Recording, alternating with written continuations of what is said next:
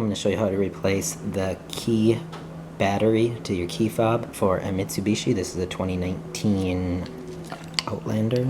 So first thing you're going to do is on the back of your key you're going to see this little screw. It's a Phillips screw. And this takes a micro Phillips screwdriver, and we're going to twist that out.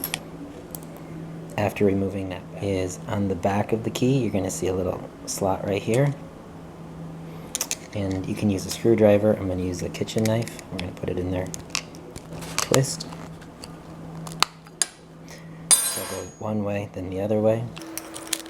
Now you're going to remove that. Now the battery you'll see is right here. You just need to take a small, this is a small screwdriver. I poke it in there, pull out. This is a CR1620 battery. Take a new battery, slide it in, put the cover back on, push tight, make sure you hear it click.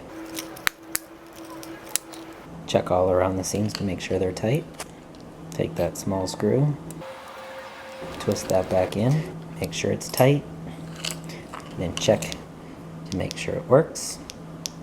And this is working, so this was the battery. If you're still having an issue, check your new battery just to make sure that that was a good battery that you purchased, and if it is, you may have an issue with your little control panel inside. Hopefully this helps. Best of luck, and as always, please like and subscribe.